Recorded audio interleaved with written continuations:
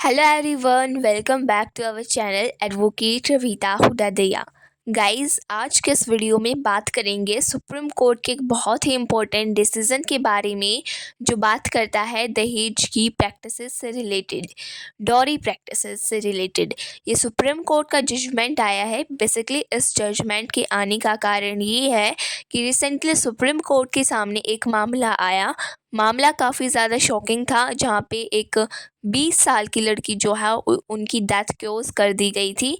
यानी कि ससुराल वालों ने उनको जला के मार डाला था, सिर्फ इसलिए कि लड़की के घर वालों ने उनको दहेज की डिमांड्स को पूरा उनकी जो दहेज की डिमांड थी वो पूरा नहीं कर पाए थे। इस केस के बाद सुप्रीम कोर्ट को दो बातें समझ में आई।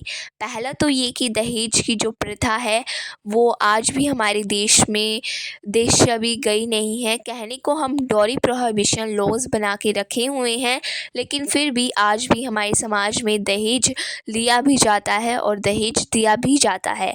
और दूसरा, सुप्रीम कोर्ट को ये भी समझ में आया कि दहेज के अपराध से बचने के लिए लोगों ने दहेज को क्या नाम दे दिया है, गिफ्ट का नाम यहाँ पे दे दिया है। गिफ्ट का नाम कह लो या कुछ और नाम कह लो, मतलब नाम जो है बदल के यहाँ पे दहेज जो है लिया दिया जा रहा है। तो इस चीज़ को देखते हुए यहाँ पे सुप्रीम कोर्ट ने कुछ बहुत ही इम्पोर्टेंट्स बातें कही हैं इस केस में, और साथ ही कुछ इम्पोर्टेंट गाइडलाइंस और डायरेक्शंस भी यहाँ पे इशू किए हैं।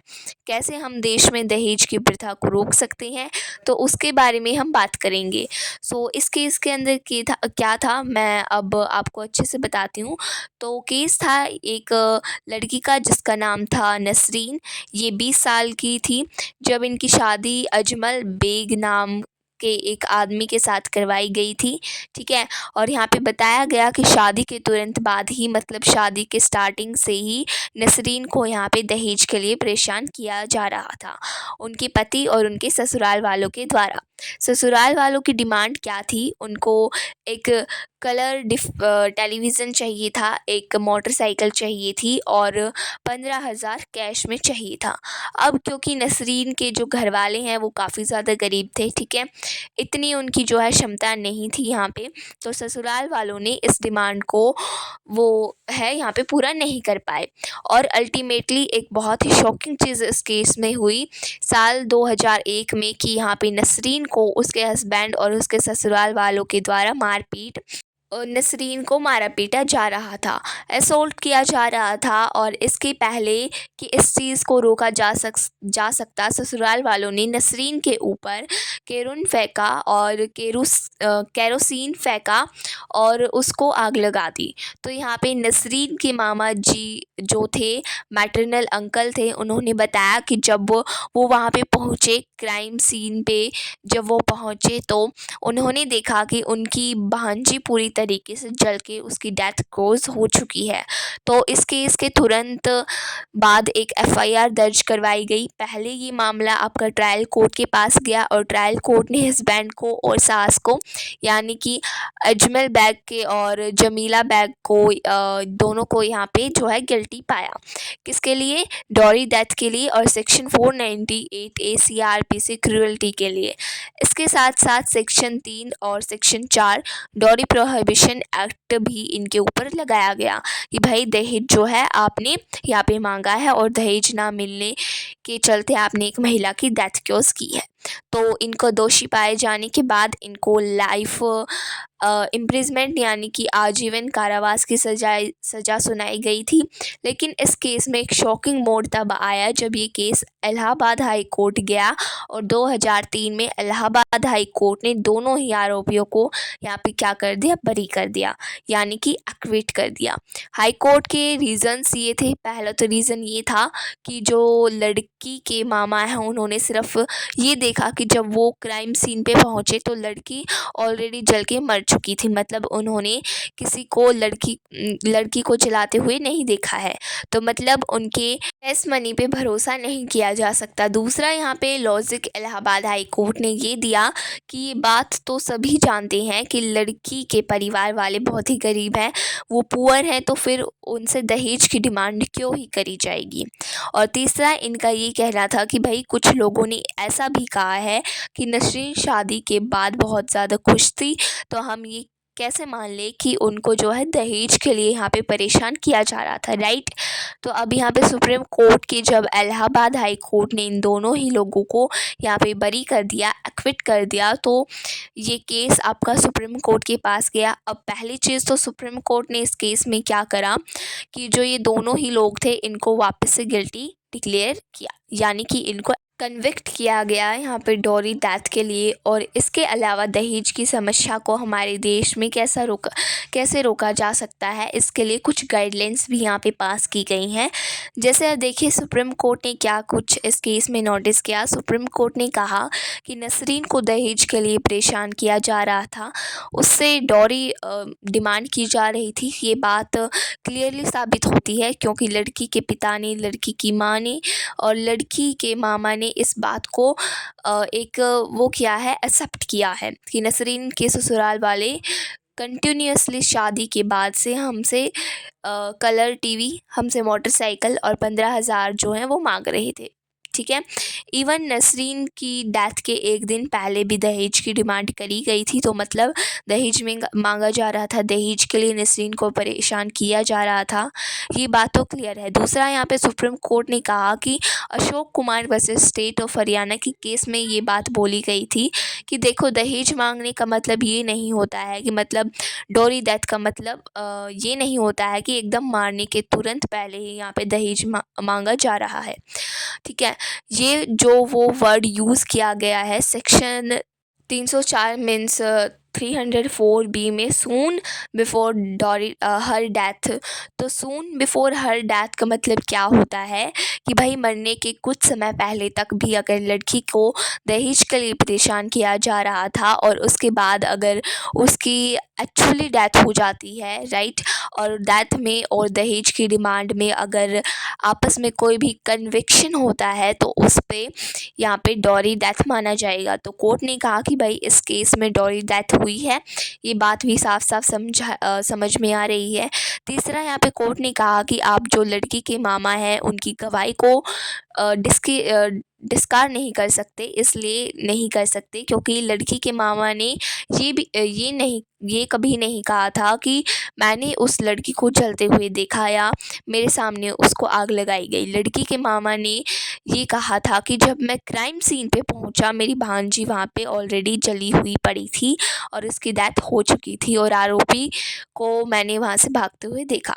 तो ये भी अपने आप में एक बहुत ही इम्पोर्टेंट गवाही है जिसको सुप्रीम कोर्ट ने कहा कि कहकर डिस्कार्ड नहीं किया जा सकता। और तीसरा यहाँ पे कोर्ट ने कहा कि रही ये बात बोलना कि नसरीन तो शादी के बाद बहुत ज़्यादा खुश थी, वो कोर्ट ने कहा कि लड़की की माँ ने एक बार ये बात कही थी कि नसरीन जो है वो यहाँ पर खुश है, लेकिन खुश होने के साथ साथ उन्होंने ये भी कहा कि उनकी लड़की को दहेज के लिए यहाँ पे परेशान किया जा रहा था। तो लड़की के बहाने एक बार ये लाइन कह दी कि माँ कि हाँ मेरी बेटी तो शादी करके बहुत खुश है। इसका मतलब ये नहीं है कि उसके अलावा जो बाकी उसको दहेज के लिए पूरा परेशान किया जा रहा है वो बात आप पूरी तरीके से यहाँ पे इग्नोर कर दे कि जी लड़की की माँ ने कह दिया लड़की खुश है तो हाँ फिर तो लड़की खुशी होगी, फिर तो दहेज का कोई पॉइंट्स यहाँ पे निकल ही नहीं होता होगा, ठीक है। अच्छा, इसके साथ साथ इलाहाबाद हाई कोर्ट ने अपने रीजनिंग में ये भी बात कही थी कि देखो दहेज तो वो होता है जो शादी से पहले मांगा जाए, शादी के बाद अगर लड़की से कुछ मांगा जा रहा है तो उसको थोड़ी ना दहेज कहती हैं। सुप्रीम कोर्ट ने कहा कि ये बिल्कुल गलत इंटरप्रिटेशन है क्योंकि डॉरी प्रोहिबिशन एक्ट में ऐसा कहीं भी नहीं लिखा है कि दहेज वो है जो शादी के पहले मांगा जाए। भाई दहेज शादी के पहले भी मांगा जा सकता है, शादी के वक्त भी मांगा जा सकता है और शादी के बाद भी मांगा जा सकता है। और छठा पॉइंट सुप्रीम कोर्ट ने कहा कि भाई ये बात कहना कि जिस लड़की के माँ बाप गरीब हैं उनसे तो क्या ही दहेज की डिमांड की जाएगी। सुप्रीम कोर्ट ने कहा कि ऐसा थोड़ी ना होता है कि मतलब ये तो कोई सेंस ही नहीं बन रही है कि किसी लड़की के माँ बाप गरीब हैं तो उनसे दहेज नहीं मांगा जाएगा। कोर्ट ने कहा कि गरीबी का या प्रॉपर्टी का दहेज से कोई भी लेना देना यहाँ पे नहीं होता भाई। अक्सर ये देखा जाता है कि जो गरीब माँ बाप होते हैं उनके ऊपर भी बहुत प्रेशर बनाया जाता है, उनको भी फ़ोर्स किया जाता है यहाँ पे दहेज देने के लिए। तो कुल मिला के सुप्रीम कोर्ट ने पहले तो ये कहा कि इलाहाबाद हाई कोर्ट का डिसीज़न यहाँ पे पूरी तरीके से गलत था। उस डिसीज़न को यहाँ पे सेटिसाइड कर दिया गया और ये कहा गया कि भाई हस्बैंड को और हस्बैंड की मदर को दोनों को यहाँ पे डॉली डेथ के लिए गिल्टी पाया जाता है और इन दोनों को यहाँ पे क्या किया जाएगा, लाइफ इम्प्रिजमेंट की सज़ा जो है वो दी जाएगी। लेकिन इसके बाद सुप्रीम कोर्ट ने कही कि इस बात के ऊपर भी गौर किया कि मतलब डॉरी के देश में डॉरी प्रोहिबिशन लॉज होने के बावजूद भी आज भी क्या किया जा रहा है, दहेज को जो है हमारे देश में प्रैक्टिस किया जा रहा है। ठीक है, लोग दहेज ले भी रहे हैं, दे भी रहे हैं, मांग भी रहे हैं और देने वाले बहुत सारे परिवार हैं इस देश में। तो कोर्ट ने कहा कि देखिए आजकल क्या कहा गया है, मीन्स क्या हो गया है कि दहेज के पनिशमेंट से बचने के लिए लोगों ने बस ये कर दिया है कि वो दहेज वर्ड है उसे हटाकर इसे रिमूव करके गिफ्ट का नाम दे दिया है उसे। तो रीति रिवाजों का नाम दे दिया है, सोशल का नाम दे दिया है। अक्सर होता है ना कि शादी के दौरान लोग ऐसे कहते हैं कि नहीं हमारे यहाँ तो ऐसा कुछ हुआ ही नहीं है, हमने तो कुछ दिया ही नहीं है, बुआ को तो ये दिया ही जाएगा, मतलब मामा को तो ये ही दिया जाएगा, चाचा ताऊ को ये दिया जाएगा। तो जो इस तरीके की ये हमारे यहाँ पे ऐसे कुछ गिफ्ट्स दिए जाते हैं तो वो कस्टम होता है, सोशल एक्सेप्टेशन होता है। कोर्ट ने कहा ये भी क्या है, ये भी दहेज मांगने की ही एक तरीका है होता है यहाँ पे। और कहीं ना कहीं दहेज ना मिलने पर भी फिर क्या देखने को मिलता है आपको कि लड़कियों को परेशान किया जा रहा है, हरेसमेंट किया जा रहा है, ठीक है, नेगलेक्ट किया जा रहा है। और दहेज और आप बहुत ज़्यादा जानवर टाइप के आदमी निकले तो आप लड़कियों को जला के यहाँ पे मार डालते हैं, यानी कि डॉली डेथ उनकी कर दी जाती है। तो कोर्ट ने कहा यहाँ पे कि डॉरी का जो ये ईविल है, ये जो सोशल ईविल है, ये आज भी हमारे समाज से नहीं गया है। मतलब दहेज की प्रथा क्यों शुरू की गई थी, दहेज तो उसको कहा भी नहीं जाता था। ठीक है, तो दहेज की प्रथा थी ये तब शुरू हुई थी जब यहाँ पे वॉरेंटली लड़की के माँ बाप जो है लड़की को कुछ सामान दिया करते थे, कुछ गिफ्ट्स दिया करते थे, पैसे दिया करते थे, घर का सामान दिया करते थे, इस पर्पज़ से कि भी लड़की शादी होके नए घर में जा रही है, नए घर में उसे कुछ किसी चीज़ की ज़रूरत यहाँ पे ना पड़े।